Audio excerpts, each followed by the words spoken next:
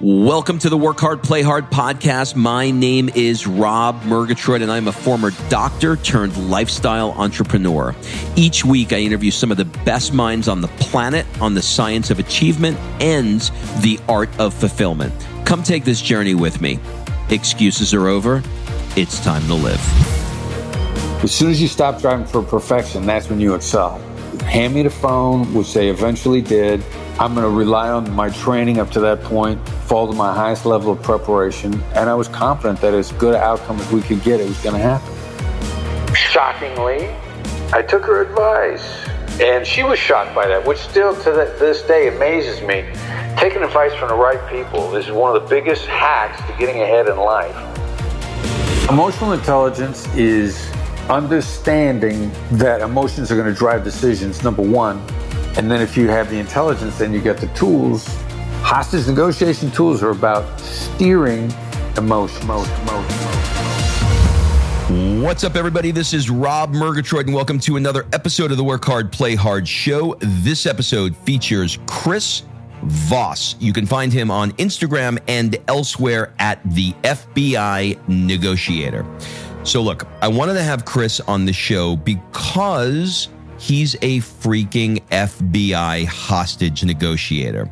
This conversation was so completely different than any conversation I've had with anybody on the planet. It was absolutely fascinating to step into Chris's world of hostage negotiating. Before we get into this episode, I want to remind you that my 2019 Mastermind is filling up quickly in terms of the applications rolling in. Remember, this is on a first come, first serve basis for getting your application in line.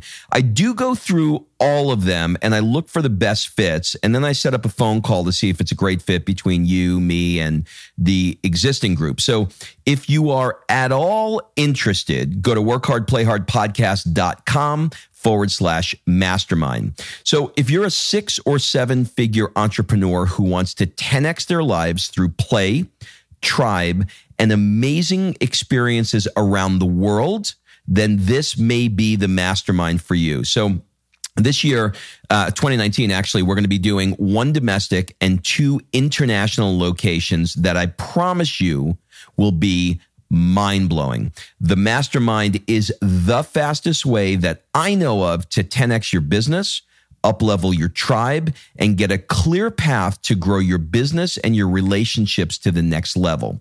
So if you're interested, go to workhardplayhardpodcast.com/mastermind and fill out the mastermind. So what we'll do is we'll put you into a group of high-level achievers where everybody is at your level or higher. You'll be in 3 different masterminds throughout the year, going to 3 different locations, and become a part of what I call experiential learning. So I learn my best by doing cool things with cool people and not in the back of a Holiday Inn conference room. So I redesigned the entire mastermind concept and made it a fully immersive experience. I made the long conference room tables with the mints and the water all disappear. So if you're even curious at all, go to workhardplayhardpodcast.com/mastermind and click apply. Okay, in this conversation with Chris, we cover what he talked about in the car on the way over to his first bank robbery with hostages, what exactly is going on behind the scenes during a hostage negotiation. You will not believe all the things that are happening. And we also talked about the play part of his life. What are the things that he does to have fun? And he has fun. Let me tell you, he's a fun guy. So you can find him on the socials at the FBI Negotiator. Be sure to take a screenshot of this episode, share it on the socials, and remember to tag me and the FBI Negotiator and let us know what you thought. If this is your first time here and you have not subscribed, just say, "Hey Siri, subscribe to the Work Hard, Play Hard podcast." So without further ado, please enjoy this conversation I had with Chris Voss. Chris, welcome to the show. My pleasure to be here. Thanks, man. You know what? I got to tell you something. I have been looking forward to this for some time. I was hanging out with my good buddy, Lewis Howes in Greece, and we were chatting about you over the summer, and he's like, dude, you got to have him on your show. So here you are. Lewis is a rock star, so I'm glad that he recommended me. Yeah, I'm happy to be here. All right, so thanks for making the time. I'd like to talk just a little bit about you and your background. So I know you're from a small town, and I think a good jumping off place would be to talk about where you're from. Maybe you can kind of describe for us what the kind of things that you did with your parents, let's say when you were, 5 to 10 years old in Mount Pleasant, Iowa. Yeah, man. Well, my father was an entrepreneur, blue collar, figure it out kind of guy. So as far back as I can remember, I remember working for the guy and, being given tasks, hardworking, man, figure it out on your own, which is, what an entrepreneur's got to do. It's got to get done. You got to figure out how to do it. So I grew up in a very strong work ethic, and that was kind of it. Small town Iowa, blue collar, middle class, get dirty, get it done. Get dirty and get it done. So when you were in, let's say, Mount Pleasant High School in the 70s, what did you think you were going to be? I decided I wanted to be in law enforcement when I was in my mid-teens. I didn't really know. I saw a movie, I was inspired by this movie. And it's almost embarrassing to say the name of the movie, but the movie was The Super Cops. It was about two New York City police officers that were just like wildly creative guys that had an absolute ball and put a lot of bad guys in jail. They worked in Bed-Stuy back when Bed-Stuy was a ridiculously dangerous place. And the community loved them because no matter how bad the community is, still it's probably mostly good people. And they had a ball. They put a lot of bad guys in jail and the community loved them. I just thought that was cool. They were really creative. It's funny. I grew up in Queens, in New York, and my first car was stolen, and I got a call from the Bed-Stuy police station. They found it, and I had to go there to pick it up. So, and what was left of it? Well, I tell you, this was back I'm 52, and this was, I was 16 back then, so it was a long time ago. And I remember they had him handcuffed to those radiators. And they had him handcuffed to a radiator, and the guy's screaming, "My hand's burning." And he's taking the billy club and just banging it against the radiator, saying, "Shut up! I'll talk to you when I'll talk." You know what I mean? It was just a different. It was a different time. That was a harsh interrogation technique, wasn't it? Yeah, apparently. Okay, so let's move forward to college. You graduated Iowa State, and you made the decision to become a police officer. Can you tell me the story of why you decided to be a police officer, and how did you wind up choosing Kansas City? Yeah, well, I just loved the idea of doing something that was gonna be good and satisfying that I would really enjoy. I mean, I figured when I got done with my law enforcement career, I would have my own business, but I wanted to do law enforcement first. There was something about it that just, on a lot of levels, really appealed to me. So I'm in the Midwest. I didn't really know what city to go to. I'm from a town of 7,000 people. Like, we had 6 stoplights in my town. And so I'm kind of pulling people in the area, because I'm sort of equidistant from Chicago, Kansas City, and St. Louis. They're all anywhere from 3 to 6 hours away. And the biggest thing that struck me about Chicago was it was cold in the wintertime. As a kid, we got a Chicago radio station. It was one of the super stations way back when. And I can just remember in the middle of winter having them go on the radio and saying, like, "It is so bitter cold out here. Don't go outside because it's life-threatening cold." And I remember thinking, like, well, the only people that got to be outside in this kind of weather are the cops and the firemen. And I'm not sure I want to be out in that. Hearing about Kansas City, I'd never been there. Everybody that had been there raved about it as a town. And so how hard could it be? My first trip down there was to apply for the police department. I already made up my mind I was going to try Kansas City out. It ended up being a great place to be for about 3 years. All right. So now you're a police officer. So what led you to making the decision to become, after you went from being a police officer, you moved on to becoming an FBI agent. Why an FBI agent say over Secret Service? Because I didn't know any better. Would you have made a different decision now? No, I mean, it was perfect. I mean, the stars lined up perfectly.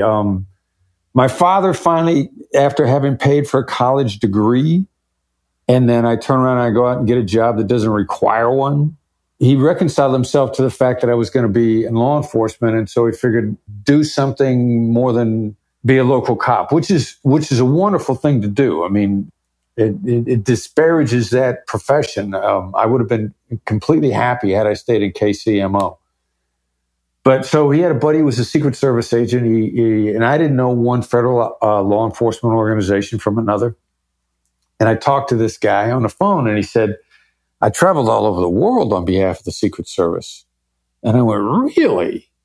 Because I grew up in Iowa. I mean, I'd seen Canada. That was the extent of my international travels. Mm-hmm.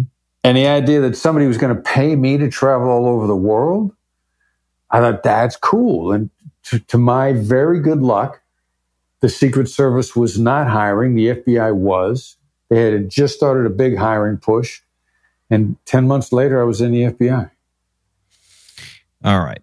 So now you're in the FBI. You find yourself in Pittsburgh. And if I did my homework right, you were in the SWAT division of the FBI in Pittsburgh. Did I get that right?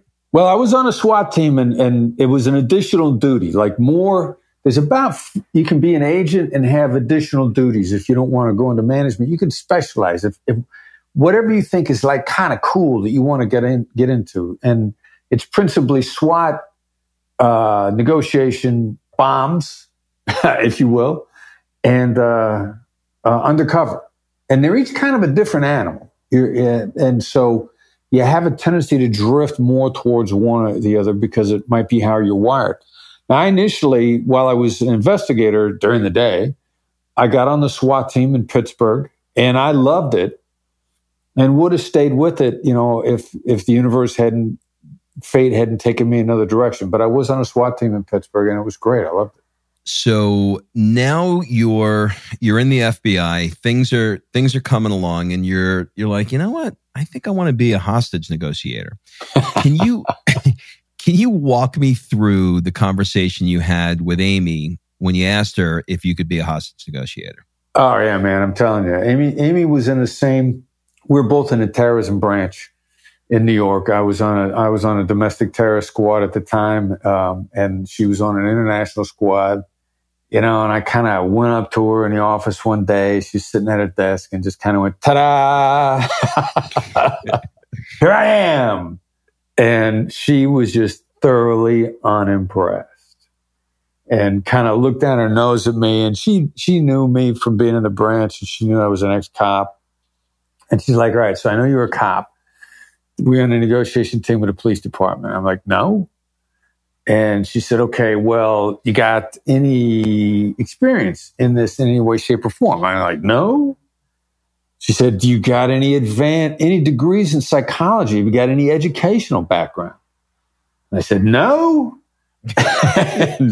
She said, go away. Everybody wants to be a hostage negotiator. Everybody thinks it's easy. Everybody wants a T-shirt. It sounds sexy. Go away. You're eminently unqualified. I probably stamped my feet at the time like a little kid. I'm like, come on. There's got to be something I could do. And she says, you know what there is? Go volunteer on a suicide hotline now. Until you've done that, go away. Stop bothering me. Shockingly, I took her advice. And she was shocked by that, which still to this day amazes me. Taking advice from the right people is one of the biggest hacks to getting ahead in life. And I came back to her and I said, hey, I just wanted you to know I've been volunteering for about 5 months. And she's like, you're kidding. No, I'm not kidding. It's what you told me to do, right? She said, I tell everybody to do that. Nobody does it. And that was it, man. That was a critical point. That was the hack. I leaped in front of 5 other people to get on the negotiation team because of that. So your philosophy is get good at the basics first, yeah? Yeah, absolutely. 1,000%. That's the philosophy of every master practitioner on the planet. Mm-hmm. Where do you think that mindset came from? Parents? Wow, probably. Yeah, maybe it's just from, I never thought of myself as gifted or smart in any way. So I guess you gotta master the fundamentals if you want to get ahead. If you're not gifted with a high IQ, which now the more I read, the more I see that's a complete and utter fiction. And it really is mastering the basics for everyone that's ever gotten ahead. But man. As a kid growing up in Iowa, you don't know that. Yeah, wax on, wax off, right? Yeah, Karate Kid. Yes, sir. All right. So now Amy gives you the position as a hostage negotiator because she obviously did the homework that she asked you to do. You impressed her enough. Starts out, it's part-time. Before long, you're working your way through the ranks. You're in charge of the whole team. And then Charlie comes in and he says, hey, Chase Manhattan Bank has a robbery. There's hostages. Let's go. What was going through your mind in the car on the way over to that? Well, this is cool. How much is this rock? Uh-huh. And are you nervous? I probably was because, from the moment that Charlie said, let's go, and I had an interview that day that I had to hand off to somebody else, to the moment that we arrived at the bank and we realized we'd inadvertently driven to inside the perimeter. And suddenly we're like low crawling from the car to the to the command post. Yeah. But from the moment we decided to go to the moment we're low crawling to the command post, I really don't have much of a memory of that ride at all. So I must have just really been excited. Okay. So let's dig in a little bit to a few of the lessons that people can learn, during that negotiation at that robbery, and people can apply to their own business, particularly from a leadership perspective. So can you first maybe set the stage and walk us through what that situation was like from your command tent to communicating with the hostages and the bad guys? What was that like? Overall, it was fairly chaotic, but the commander of the NYPD's negotiation team was there, a guy named Hugh McGowan, brilliant guy, great leader. And he was cool. He was unfazed. He was unrattled. He's a guy, his natural voice was the late night FM DJ's voice, a very soothing, calm kind of guy. And so I can remember just between Hugh's guidance to all of us, and then also I felt I was ready. I felt I knew the process. I believed in the process that we had, the structure that we had. Plus, I practiced. I'd got my practice hours in. So I was ready to rock and roll. I had a process that I felt comfortable with that gave us not a guarantee of success, but a guarantee of our best chance of success, which is all you can ever ask for. As soon as you stop striving for perfection, that's when you excel. And then bang, hand me the phone, which they eventually did. I'm going to rely on my training up to that point, fall to my highest level of preparation. And I was confident that as good an outcome as we could get, it was going to happen. I love that. I'm writing this down, fall to your highest level of preparation. What did practice and training look like for you for this? Well, the reassuring thing for me was having spent all that time on a suicide hotline and gotten used to the magic that what we now refer to as emotional intelligence, the application of it, the stunning turnarounds that you could get in very short periods of time. Then I had that hotline time, and I rolled down to the negotiation training at the FBI Academy, Quantico, and they started playing actual tapes of actual negotiations for us. And I remember literally sitting there thinking, I've been doing this for 2 years. I just didn't have a SWAT team outside. Mm. So I was already very satisfied that I could hear the nuances from practice. So, I felt good about my process, and I did really good in the training because I was prepared. I'd played in preseason, and so then I was continuing to volunteer on a hotline at the time. So I kept my practice level up. I had all my practice reps. And when they got ready to hand me the phone, I'm just like, dude, let me just fall back into what I've been practicing and it'll be good.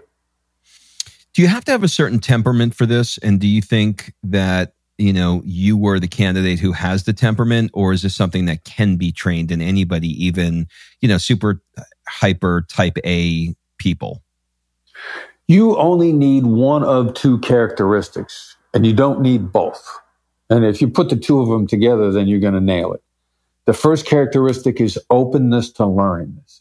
So you just got to be open to learning, because everybody's got it in them. Everybody's got the basic wiring. It just hasn't been nurtured.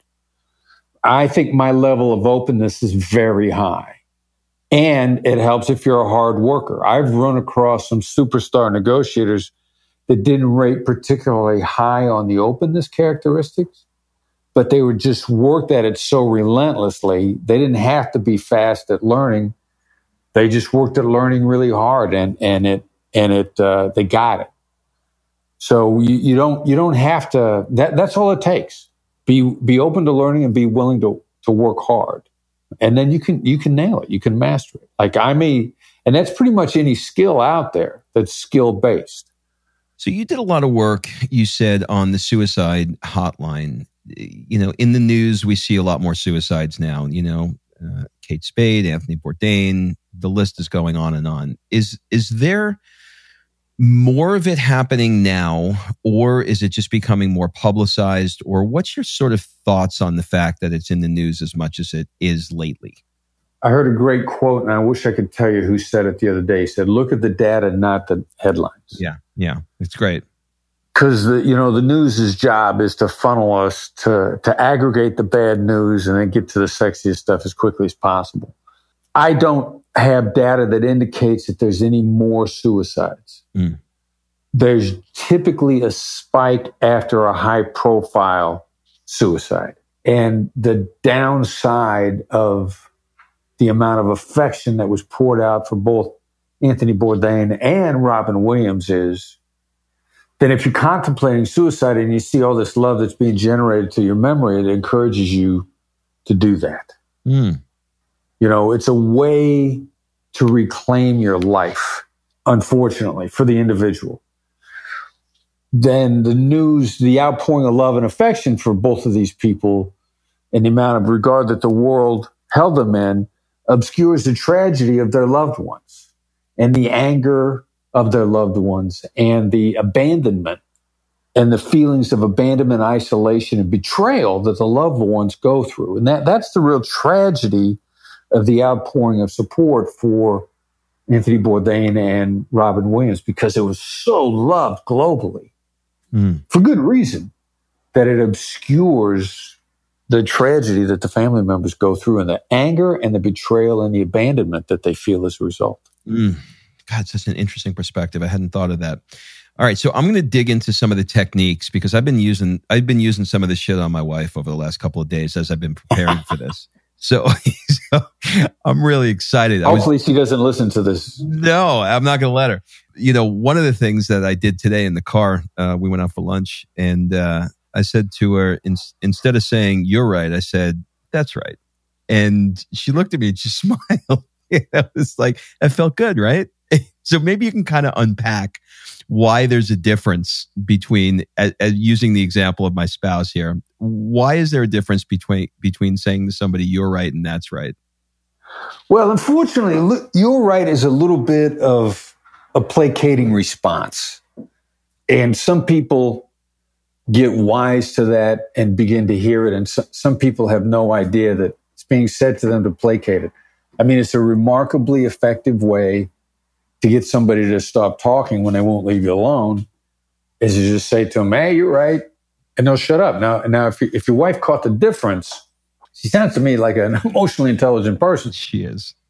But "that's right" is what people say when they're 1,000% on board with what somebody just said. I mean, it's a signal for breakthrough moments. It's epiphanies. It's empathy bonds. I mean, there's so many crazy, wonderful things that happen as a result in that 2mm shift, whether you say it or whether you elicit it. I mean, it's so much more unconditional. "You're right" has got a condition on it. "You're right" is that, well, that's your perspective.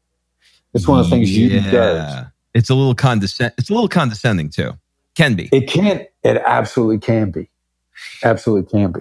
All right. So let's get back to the robbery here. So one of the guys that you're on the phone with is avoiding saying I or me. Why was that significant to you as a negotiator? And in hindsight, had no idea that this guy in that bank was exhibiting the behavior of many really shrewd CEOs. Initially, we completely misunderstood it. When we were feeding back information to the Quantico guys at the time, they say, wow, this guy sounds like an inadequate personality. He won't take responsibility for anything. And then we find out after the fact that he is the mastermind. He's the orchestrator. He's the manipulator. And it's so deceiving. And that was the intent. The guy didn't want to be pinned down on anything. So he was so confident in his ability to manipulate everybody that he was happy to make other people look like they were in charge because he knew it was a way to keep his influence hidden. And we didn't know it at the time. And so many things became clear afterwards. We talked everybody out, still used the process on this guy, still used what we now refer to as tactical empathy, still, which is not, let's talk about your feelings. Mm-hmm. It's an appreciation for where the brain's circuitry actually works, and then getting behind that circuitry. And so, that's one of the reasons why I love this approach to this day, because we had the most manipulative guys tied for the most manipulative. Another one was a serial killer in the Philippines on a kidnapping. I worked there. Our process worked on the shrewdest, most manipulative person who was doing his best, sociopath that was behind the scenes manipulating everybody. So what a lot of people don't know is when you're doing these negotiations, you're not the only one there. There's a lot of other people that are listening for things like this, like pronouns and adjectives and profanity and cliches, etc. How has that process of gaining that information changed in the year 2018 with all the new technical advancements versus what you had back then? It really hasn't, because communication is a fire hydrant of information, and it's more than anybody can take in by themselves. That hasn't changed.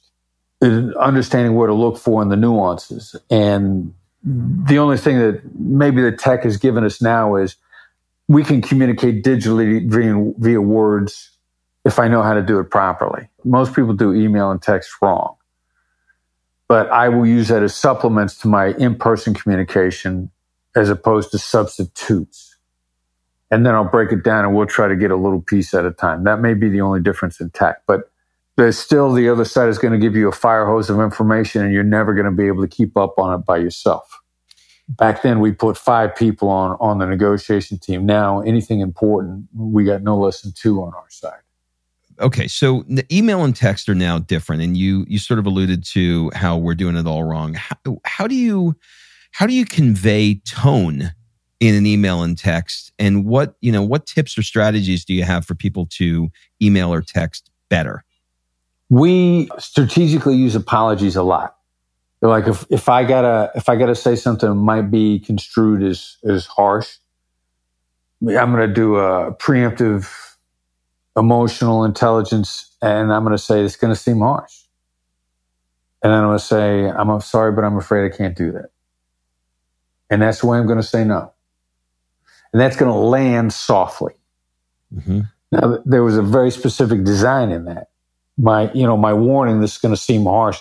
That's all the more that it was. I didn't go on at length. Then I softened it a little bit more with what we refer to as iMessages, before I lowered the boom, not after. That's a little bit like warning somebody you're going to punch them instead of punching them and then saying, oh, by the way, that was a punch. Mm-hmm. And then those are the only moves that I'm going to make in that email. I'm not going to try to go on because I got to give you a chance to respond. And that's really where most people fall down in emails. It's insane. Everybody hates long emails and everybody writes them. Why are you writing something that you hate to read? I heard Tony Robbins once at one of the events I went to, he doesn't send any written emails. He only does voice texts in an email for reasons like we're discussing. Yeah, well, he has mastered both the encouraging, smiling, and downward inflecting at the same time. That's a master's voice. Like you could hear his voice and he's smiling at you. Oh, yeah. Now that actually causes a chemical change in your brain that makes you smarter because you're up to 31% mentally more capable in a positive frame of mind. 31%. That's an instantaneous change. You can hear it in somebody's voice. Now, the downward inflection simultaneously, which is really hard to do, also is reassuring. It makes you sound like you know what you're talking about. So now you're smarter, and now you're talking to a guy who feels rock solid to you. And that's a master's voice. That's mastery. That is not a novice's skill. That's a master skill. Who's a good example of that? He's one of the best that I could think of off the top of my head. Mm-hmm.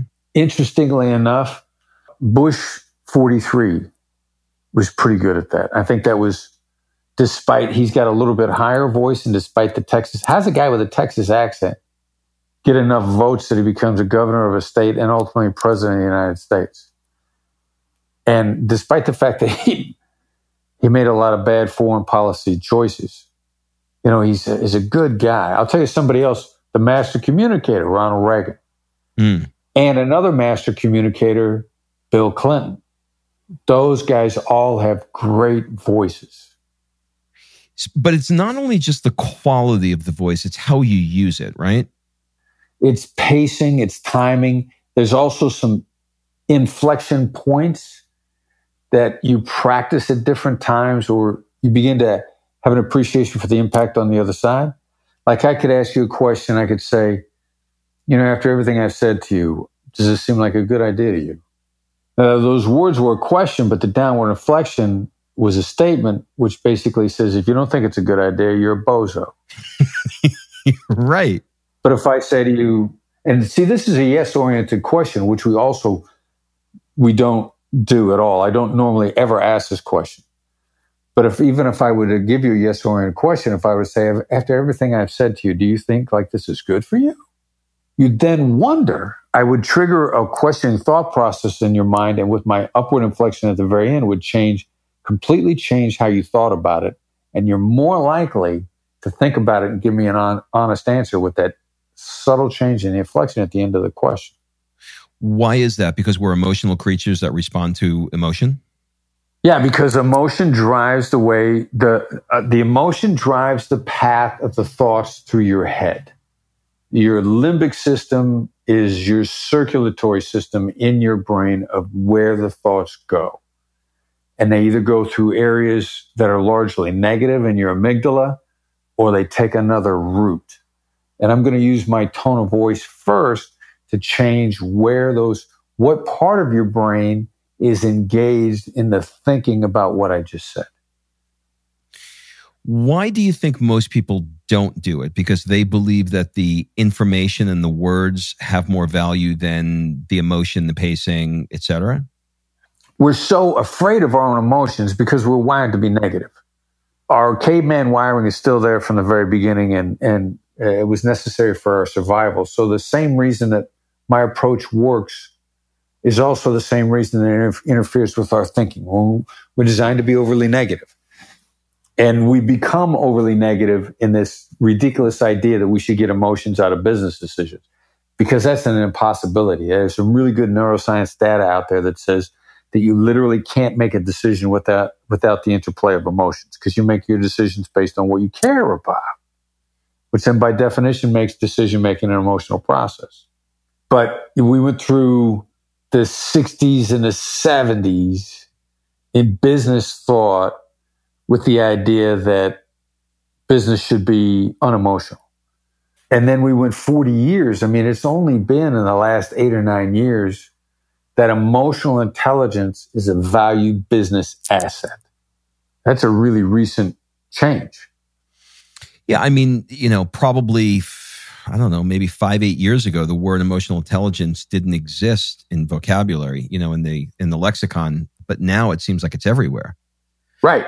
And then it's gotten almost so overused that people don't really understand what it means. It's like value. What's value? It's the overused terminology that people are losing track of. So let's define it. What is emotional intelligence? Emotional intelligence is understanding that emotions are going to drive decisions, number one, and then recognizing how the other side's emotions are driving their decisions. And then if you have the intelligence, then you get the tools. We have the hostage negotiation tools are about steering emotions. You're taking the bad guy on an emotional roller coaster ride, and you're taking him where you want to take him. We are. And I wouldn't say it's necessarily an emotional roller coaster ride. We're getting them off the roller coaster right away. One of my favorite analogies that I'm entertained by, you might not be, but we often ask people we're training, what's the difference between negotiating with terrorists and negotiating in the business world? Negotiating with terrorists is calmer. Like, what? There isn't a business person I've encountered that can't give me 5, 6, 7 stories of people calling each other names in business negotiations, making threats throughout the course of the negotiations, slamming their hands on the table, refusing to communicate. Hostage negotiators will have maybe one story. I may have done 50 negotiations and I've only had one terrorist get upset and stay upset, where business people encounter it all the time. So is it your contention that terrorists are calmer than business people, less emotional? That's so crazy. Why is that? Because we dial in on emotions right away. As soon as you feel listened to, you're going to calm down and give me what I want, or at least I'm going to have my best chance of success. We just thought it just worked really well with terrorists. We didn't know that's the way it is with everybody. So interesting. You mentioned kidnapping. So I want to ask you a couple of quick questions on kidnapping. You worked a kidnapping case in Ecuador. You employed a little bit of a different strategy on this one. When the kidnappers would ask you for the money, you'd say, how am I supposed to do that? Why is saying that such an effective strategy? We found out that it was the most deferential and passive-aggressive way to say no without getting people we were really upset about, worried about getting upset, without getting them upset. People feel in control when you ask them how to do something. And especially with control-oriented negotiators, if you're a control-oriented guy and I can make you feel in control, you're going to drop your guard and I'm going to walk you wherever I want to walk you to, because the only thing you were worried about was feeling like you were in control. So we're like, all right, let's make them feel like they're in control and we'll have the upper hand. How am I supposed to do that in a really calm manner, not in an accusatory manner, is so powerful that a lot of people that we teach to negotiate, that's the only thing they learn because it works so good. The kind of work that you do is so seductive for people. I mean, I put a tweet out that I was interviewing. I tell you what you've done, just as a side note, I didn't even mention your name to a few people. And I said, I'm doing an interview with a FBI hostage negotiator. And they all said, Chris Voss? And I was like, wow, he's really branded himself in this space. So I just wanted to pass that along to you because I know that probably is going to mean a lot. You did a really great job in that area. But the kind of work you do is super seductive. I mean, you walk into I walk into a party, I tell somebody I've got a podcast. It's, they're interested. That's cool. That's different. Not everybody has one of those. But when you tell somebody what you do, it just the questions that must happen. What's the most asked question that you get from people? Yeah, what was the most exciting negotiation? What was the biggest success? What was the worst failure? I mean, what are you most proud of? They want to hear crazy, sexy, exciting story. Do you hide yourself in a party and don't tell people what you do or what you did? Typically, I love finding out about other people and getting them talking in ways that they don't expect to be talking. Mm-hmm. So, and then plus, unfortunately, if you're in a group conversation, nobody knows what else to say after that. Like if you're the FBI hostage negotiator, then somebody else is like, well, I sell insurance. What's all I got to talk about? So you got to be careful that it doesn't suck the life out of the room too. Nobody else wants to say anything. And I hate it when that happens because not only do I love learning about other people, but I'm in a conversation with a couple of people the other day, and I find out this young lady in the entertainment industry, they're busy swapping knowledge about who's smarter in the entertainment industry. And inside of 3 minutes, when I finally get her talking, I find out she's Nigerian born. She grew up in the DC area. She grew up in a multicultural neighborhood. She's in pre-production work with Netflix, but her undergraduate degree is history. Like, I promise you, I found out more about her in 3 minutes than anybody else did at that gathering, and probably more than most of the people that work with her know. And that her name in Nigerian means love. Like, I dig finding stuff out from people where they look. I talk to them for 5 minutes and they go like, wow, I never told anybody about that. And if they know I'm a hostage negotiator, they're probably not going to give all that up. You're probably right. Are there any particular teachers that you can point to that have really impacted your growth? Because you're crazy knowledgeable in this world, and I don't even want to label this world because I don't even know what the word. I feel like it's beyond emotional intelligence, certainly beyond hostage. I don't know what it's not neurolinguistic programming. I don't know what this world that you're in is, but you seem like you've taken this information and have gone far beyond in your training. Is there anybody that, I know you've written a book about it, and we're going to link up to your book to make sure that everybody gets it. But if somebody really wants to get this level of knowledge, where do they go to learn this stuff? Yeah, well, there's probably, these days, there's a lot of great sources. Stephen Kotler's stuff on tapping into flow. The Rise of Superman. I find that really insightful. I'll pick up bits and pieces from different places. I got a mental block for the moment on the guy who wrote both the Culture Code and the Talent Code. Coyle. Yeah, Daniel Coyle. Amazing. Both of them are incredible. Yeah, awesome stuff. So, I like picking up a lot of stuff here and there.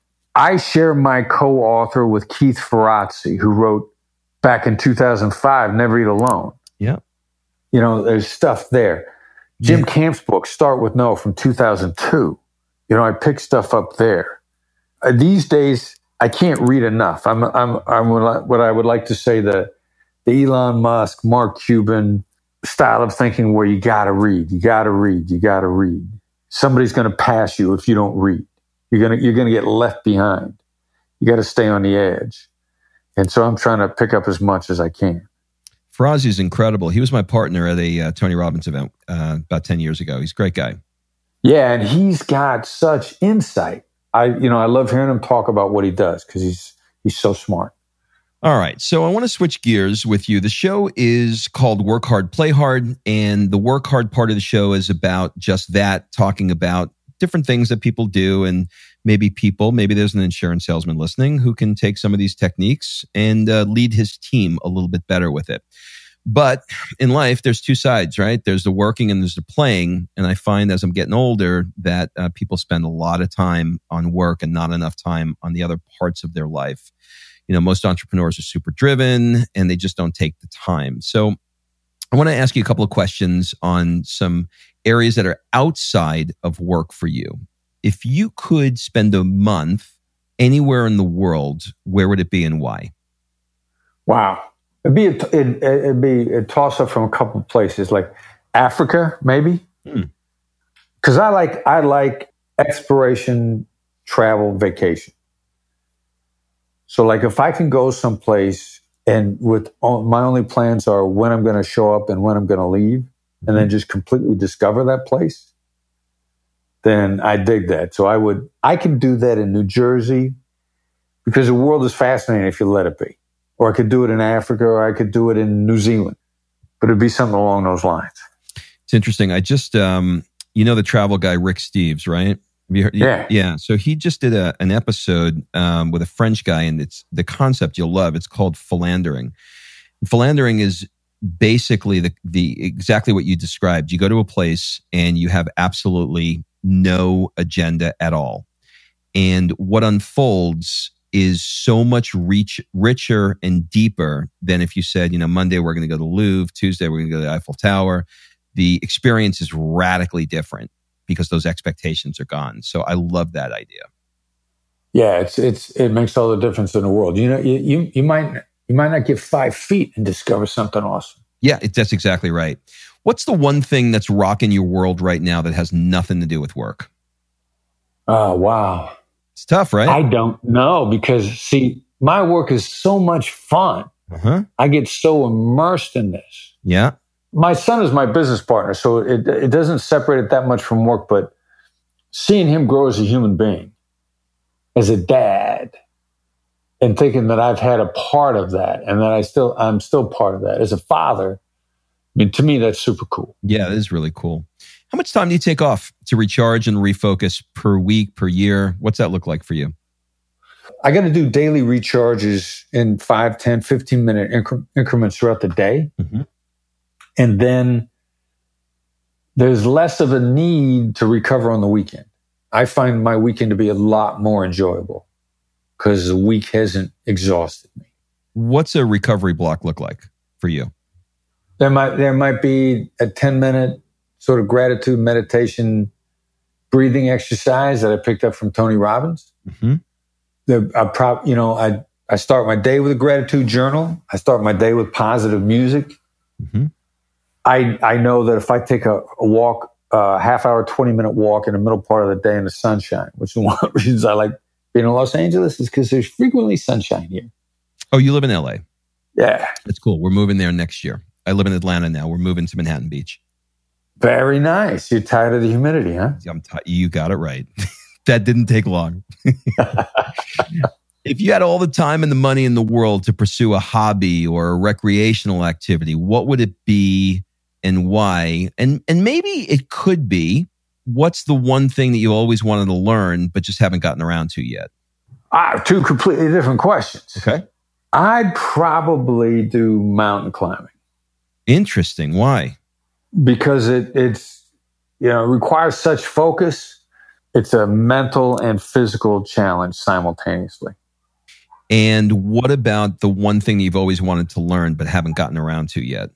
I fantasize at going back to the guitar and learning how to actually play it well. That's the most common answer for that question. Wow. It's really interesting. I have no idea why, because I have no interest in learning the guitar. But it is the most common. That and surfing is the next one.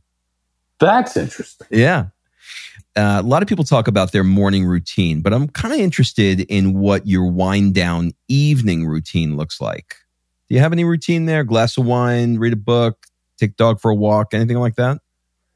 No, the smartest thing that I found to unwind is to actually try to get a couple things done that I'm worried about in the evening, and somehow the relief of I sleep better if I just take a small piece or chunk out of the last couple hours of the night out of stuff that's bothering me. Then it doesn't bother me as much. You mean like with work or just anything? It would usually be a work-related thing. Like if there's something I got an elephant to eat, as they say, how do you eat an elephant? One bite at a time. Mm-hmm. If I could take a couple bites out of that elephant in the evening, I relax more. It's easier for me. Have you ever read The Power of Full Engagement by Schwartz? No, sounds interesting. That's your next book. He did research. You are going to freaking love this book.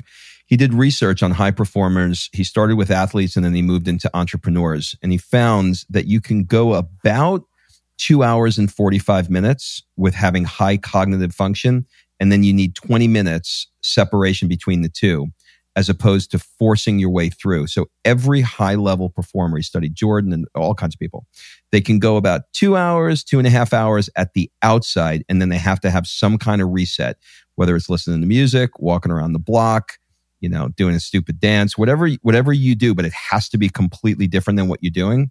It's the only way to get the power of full engagement. You're going to love this book. It's great. That's awesome. Yeah, it's great. Okay, last round. How am I doing so far? Are my points good? Am I in final Jeopardy now? You have 37 points so far, and you need 50 to win. So we're getting close. Okay.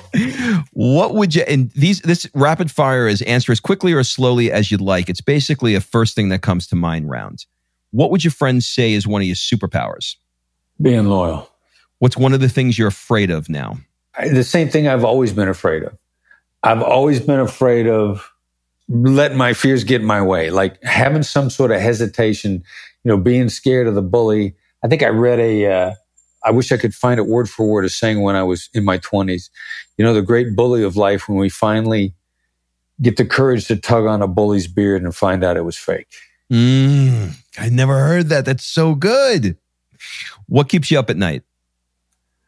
Somehow if I've really, what might bother me, if I failed to be there as a human being for the people that are important to me in my world. What's the one thing that you probably should throw out, but you never will? Oh, I got like some old suits that looked good 30 years ago. But I can't bear to get rid of. All right, 2 more questions. If you had to give a TED Talk on nothing that you're known for, nothing that you speak about, and it could be on anything that you have a passion for, what would it be? Mountain climbing. Interesting. All right, last question. Change it up a little bit. Ask, what one question do you most want to ask me? What have you gotten out of the real insights from these interviews? I mean, what's jumped out at you? What's been a game-changing thought? Having conversations like the last 10 or 15 minutes that we had in this interview allows me to know you as a person and how you think about things. And once I understand the work that you've done and, the different interviews that I've heard on different podcasts, I'm interested in you. But to really understand the guest, I have to ask them questions outside of what they're known for, and questions that take them off autopilot, that cause them to think about things a little bit deeper, so that me and my audience can get to know them a little bit better. So the thing that blows me away, or the thing that I get out of it the most, is to realize that as sexy and as amazing as your life has been as a hostage negotiator, you're just a dude. You're just a regular guy that is not much different than most of the people listening, and you're just as hungry as everybody else. And at the end of the day, we're dominant in one thing, but once you get past that one thing, we're all interested in other things. And I don't know if that answers the question, but that's how I see it. No, it's really interesting. And particularly get them off autopilot. It's a tough thing because that's what everybody wants to hear, right? Everybody wants to know about the hostage negotiation and the kidnapping, and but you've been asked the same questions 20 million times. I can't ask you all new questions because people who don't know who you are need to know about you. So I have to go into that. But once that's done, I want to get to know you. I want the people who are listening to get to know you in a way that's just different. And sometimes it takes a little balls to ask questions because people could tell me, go mind your own business. But I got you for the hour. We can always edit it if you don't like it. Well, dude, this has been awesome. I want to respect your time. I know we got started a little late for technical problems that were on my end. So do you have any final words, suggestions, or an ask for the people that are listening? Yeah, man. Well, look, if you want more Voss stuff and you want it for free, subscribe to our newsletter. We got a negotiation newsletter we put out. It's short and sweet, comes out once a week, and you can send a text message to sign up. The newsletter is the edge. And like I said, Tuesday morning, short and sweet. Send a text, the words FBI empathy, but all one word. Don't let your autocorrect, make it 2 words, no space in there. FBI Empathy, 1 word to the number 22828. And that's 22828. Send FBI Empathy, 1 word. You get a text box back. That newsletter is a gateway to everything we have. It's a gateway to the website, everything. It's the best resource and it's free. So absolutely love it. Thank you so much, Chris, for taking the time. And I can't wait to see you at one of your keynotes. My pleasure, brother. Thank you for having me on. All right. Thanks for listening. If you love this episode and you know someone that needs some help in either stepping up their work hard game or their play hard game, it would mean the world to me if you shared this podcast with them to help me get this movement out there. So if you like what you heard, head on over to iTunes, take 30 seconds and leave me a 5-star review, and I will be forever grateful. So until the next episode, excuses are over. It's time to live.